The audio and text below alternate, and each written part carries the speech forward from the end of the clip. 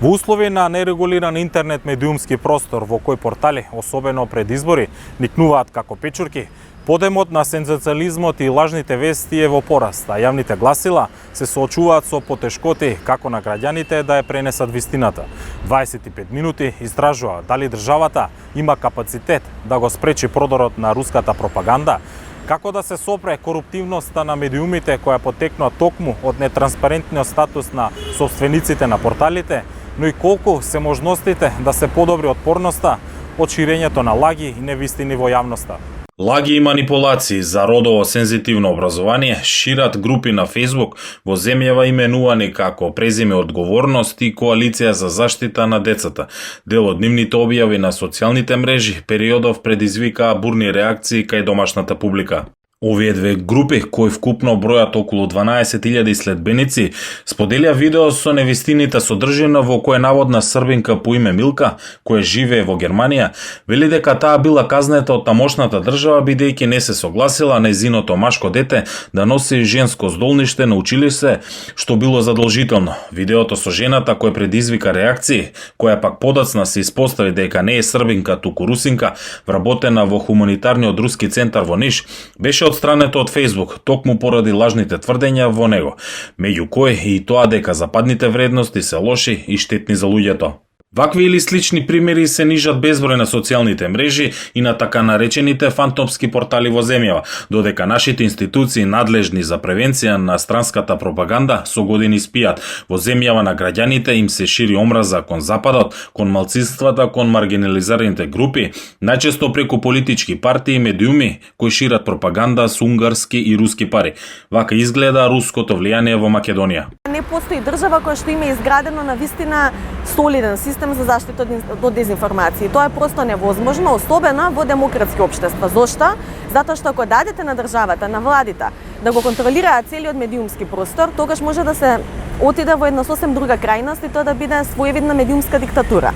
Затоа сите современи демократи внимаваат колку многу и се дозволува на државата да навлезе во тоа што е санкција или превенција од било каков тип на дезинформација. Затоа се оставаат медиумските организации, новинарските здруженија и саморегулацијата како процес да помогнат со справување на дезинформациите. Сега, повторно тоа не значи дека саморегулацијата или само медиумските здруженија се доволно моќни за да можат да се справат со овој феномен. Државата се разбира дека си има своја улога и таа треба да ја користи. Колку Македонија ја користи таа нејзина улога, би рекла слабо. Гледате што се случува, имаме ние напади постојано, не само во контекст на медиумските содржини, туку имаме напади на сајтови, на цели министерства, значи на официјални државни институции. Имавме напади на сајтот на ДИК, на Државната изборна комисија на ден на избори, кои што до ден денес не се расчистени. Тоа значи дека и оние механизми кои што се дадени на располагање на државата, таа не ги користи доволно. Дезинформациите и странските влијанија во македонскиот медиумски простор прецизно ги детектира комуникологот Кордалов. Македонија е земја членка на НАТО, што значи дека во овој конфликт не само што зазема страна, туку и учествува во одлуките и процесите кои што се однесуваат на војната агресија на Русија врз Украина. Втората работа во исто време, личното човековото мислење треба да се биде слободно како што е сустав загарантирано, меѓутоа секако тоа не смее да се дозволи да биде во форма на пропаганда која што ги загрозува и граѓанските и националните интереси. И третата работа е дека мораме многу повеќе да се подпираме и да работиме со сојузниците во случајот во НАТО алијансата како би се градела поголема отпорност од дезинформации. Мислам дека е многу важно фокусот да се стави во исто време на доверба на граѓаните и нивно вклучување, бидејќи сепак пројдоа повеќе од 30 години и можеме да зборуваме за голем број на граѓани кои што се свесни и знаат каде се сервира пропаганда, каде се сервира информација и во најголема мера мислам дека особено властите во процесов мора да се потпрат над медиумите, традиционалните медиуми, тука говорам за телевизијата, радио, печатот, но и за порталите кои што имаат сериозни редакции и така натаму, кои што се кредибилни во тој дел. И навистина да ја даде и понатаму улогата да бидат заеднички партнери носители во борбата против дезинформациите. Синадиновска објаснува дека во земјава веќе има продрени и добро развиени канали за невистини, кои се основани поради политички причини. Медиумскиот простор не е заштитен од ваков тип на влијание. Според нашите анализи, кај нас сепак тие главно не се директни. Значи не се произведени дома, многу малку се дома, најчесто се увезени. Како? Најчесто преку српски таблоиди, каде што руската пропаганда е исклучително застапена. Ние знаете дека и многу слабо имаме таблоиди во нашиот медиумски простор. Граѓаните поради немањето на јазична бариера ги читаат тие информации од надвор и на тој начин повеќе се изложени на овој тип на дезинформации. Тоа не значи дека дома ги нема, апсолутно дека ги има и дома, меѓутоа главно ги детектираме така преку увезени содржини медиумски. Експертите за дезинформации предупредуваат дека платформите на големите технолошки компании се претворени во боишта меѓу Западот и Русија, а забраната на руските медиуми не вроди со плод, со што повторно јасно недостасува стратегија против лагите. Мора да се повторно подсетиме дека интернетот значи слобода, интернетот значи проток на информации, интернетот значи брзина на информации, интернетот значи многу повеќе можности. Значи мораме тоа да го знаеме, бидејќи не е лесно регулирање на интернет просторот како поим. Сега кога доаѓаме до порталите или до извори на информации во интернет просторот, доаѓаме до огромен океан, до цела вселена на информации. Навистина е многу тешко тоа да се правно регулира, како што е случај со традиционалните медиуми. Има одредени обиди да тоа се направи, меѓутоа јас ќе бидам практичен и ќе кажам дека нема изводливост како вие да ги регулирате во целост медиумите од едноставна причина што портал, медиум кој што е основан во некоја сосема друга држава, вие немате начин како да го директно Дали регулирате. тоа е изворот на коруптивноста во медиумскиот простор? Извор на коруптивност е коруптивно однесување, така што не би можеле да генерализираме како процес и мораме да ги индивидуализираме тие работи. Онаму каде што има корупција, таа треба да биде покажана, во демократија докажана и преземени мерки. Изворот на корупција многу повеќе треба да се бара во ваквите действија. Меѓутоа во регулирањето на интернет просторот, мислам дека многу повеќе треба да се биде реален.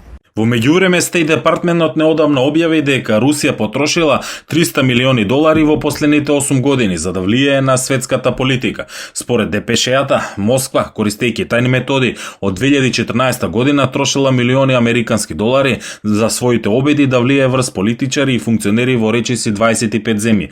Руското тајно действување вклучило користење на познати организации за да се насочат парите кон важните за Москва каузи или политичари. Две истражувачки мрежи и вестникот Guardian, повикувајќи се на документи од македонските тајни служби, тврдат дека Русија политички делува во Македонија и преку граѓанскиот сектор како дел од незината стратегија за оддалечување на Западен Балкан од ЕУ и НАТО. Истражувањата велат дека стратегијата на Кремљ е љубовта на дел од македонското население кон рускиот фолклор, литература, традиција да премени и во политичка љубов кон Русија.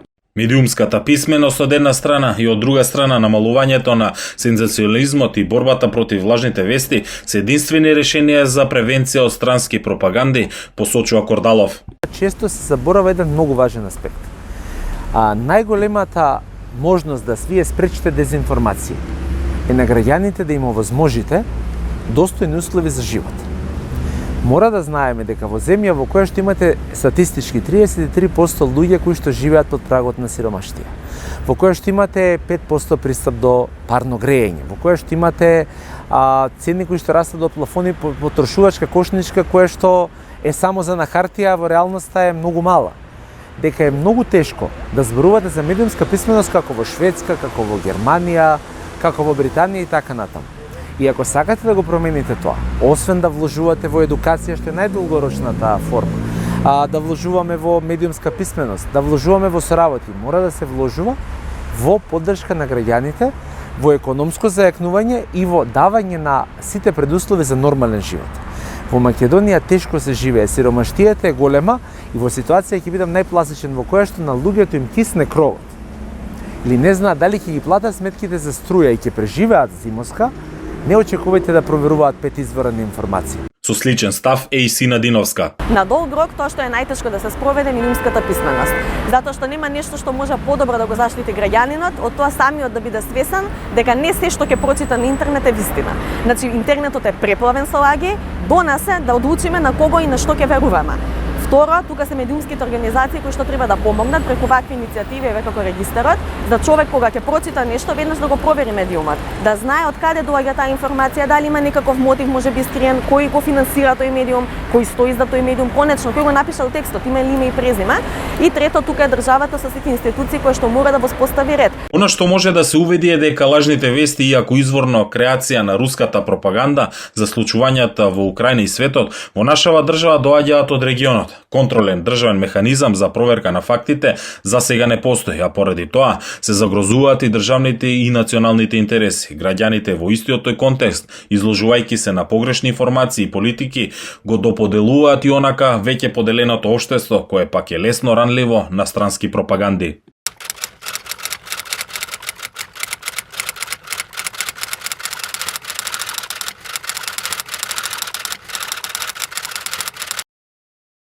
Каде го гледате руското влијание, господине Бајдевски, во медиумите? Како продира официјална Москва, односно Путин и путинизмот во македонските медиуми? Како вие тоа го гледате? Најпрво, Билјана, благодарам за разговорот и можноста да дискутираме денеска. Поздрав и до гледачите. Се надевам дека со моите одговори, со нашиот разговор ќе допреме до темите што се важни и до тоа каде се гледа руското влијание во медиумите денеска во Република Северна Македонија. Живееме во време на многу предизвици. Време каде што имаме повеќе кризи, пред се ковид кризата, која се надевам дека веќе ќе биде и зад нас, енергетската криза, меѓутоа имаме и во овие време имаме и голем предизвик, тоа е руската инвазија врз Украина. И руската пропагандна машинерија која што не одбинува и нас како држава. Знаете, имаше повеќе истражувања од еминентни луѓе кои што се бават со оваа тема. Би го истакнал и истражувањето на НАТО Центарот за изворедност, кое што работеше баш врз оваа тема, како Русија влијае врз медиумите на просторот во кој што ние живееме. Нормално преку наративите кои што се во медиумите блиски до Русија или до тој источен дел од светот,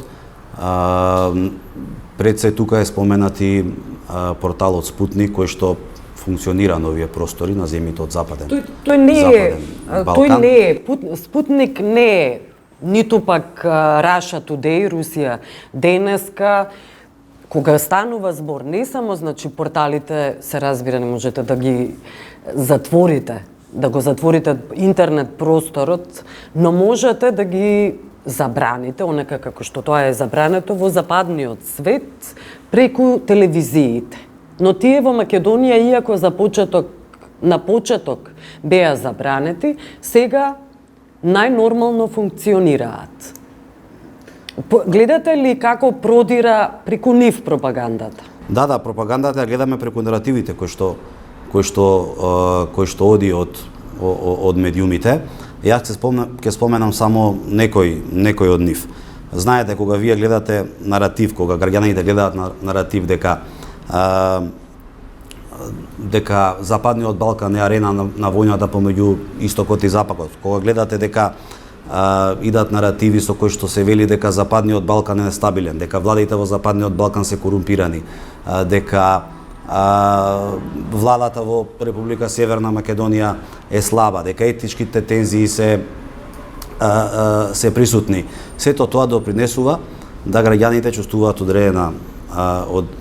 одредена нестабилност, а преку тоа чувство руските медиуми, односно медиумите блиски до Русија, ја остваруваат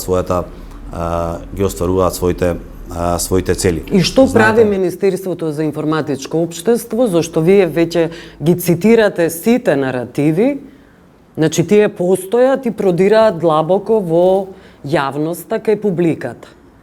Значи тоа значи дека Министерството за информатичко општество дозволува вакви наративи да бидат не само присутни, туку и силно да влијаат врз македонската јавност. Знаете како интернет просторот и порталите, согласно нашиот закон за медиуми, е дел кој што е нерегулиран. Ние во разговорите со медиумските здруженија, со луѓето од фелата и при подготовка на законите за медиуми или законот за аудиовизуални медиумски услуги,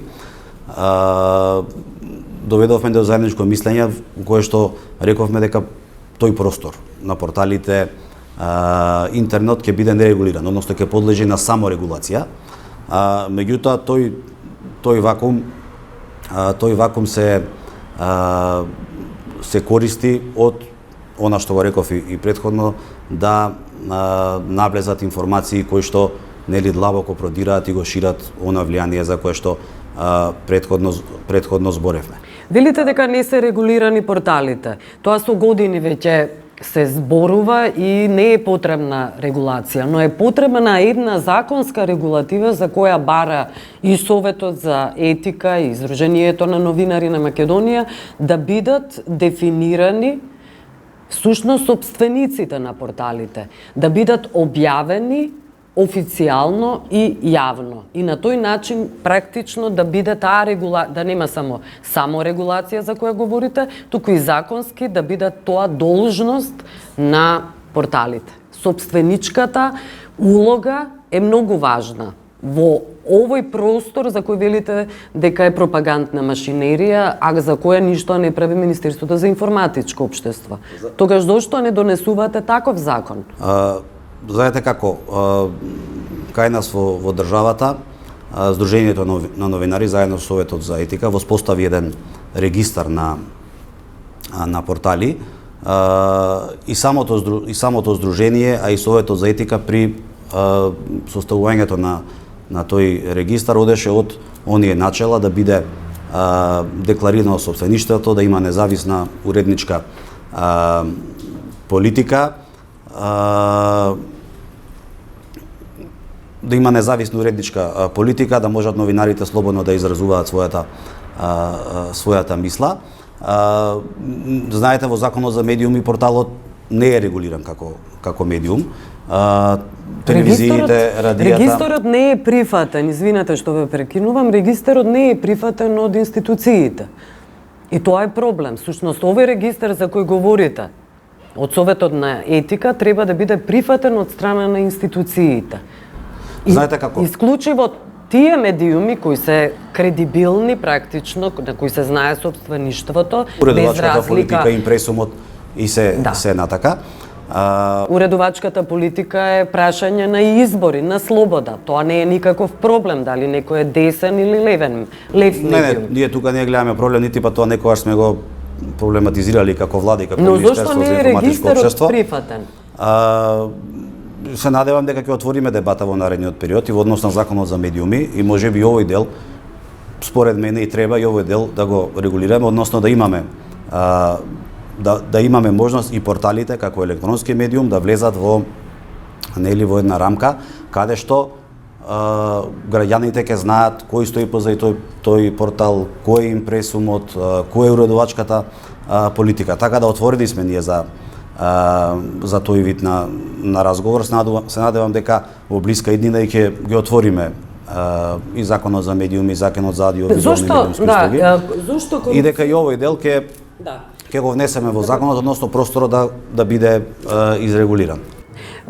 Зошто корупцијата на медиуми ја дозволувате преку Министерството, ако ги знаеме дека собствениците се непознати, во време на избори? Тогаш никнуваат практично портали за кои не се знае собственичката улога нивна, с кои се собственици не се знае, и се знае сушност онаа друга улога, а тоа е пропагандната. И практично на тој начин се корумпираат медиумите од страна на политичките партии. Никнуваат нови медиуми на просторот, портали, интернет медиуми, кои ги земаат парите за време на избори и потоа згаснуваат. За тоа говори и политичкото Советот на етика. Да, политичкото рекламирање е предвидено во изборниот законник. Таму има правила и норми како тоа политичко Но ова не е рекламирање. регулирано. Да, ова не е регулирано, како тие Зошто ова не го регулирате? Повторно станува збор за собствеништвото и за тоа како всушност функционира недемократски медиумскиот простор со корупција. И предмалку напоменав дека ако ние ја направиме промената во законот за медиум и ги и ја направиме регулацијата на порталите нормално пред тоа да го направиме, ќе отвориме широка дебата со сите засегнати страни. Зошто до сега тоа не е Видете, направено? до сега имаше наратив и од медиумските работници и од Сдруженијата новинари да тој простор биде подлежен на саморегулација, односно да Не, пазарот, секогаш се барало собствениците пазарот- да пазарот бидат да- дефинирани пазарот и да- објавени транспарентно. Секогаш тоа се барало. пазарот да се регулира самиот себе. Меѓутоа, гледајќи извинатиот период, гледајќи ги проблемите, предизвиците за кои што зборевме и пред малку, руските влијанијата и од други страни, не само да речеме влијанието кое што го споменавме, можеби ќе се најде на сходно и потреба овој дел да се регулира. Во однос на политичкото рекламирање морам да напоменам дека изборниот законник тоа го регулира. Фала. Ви благодарам.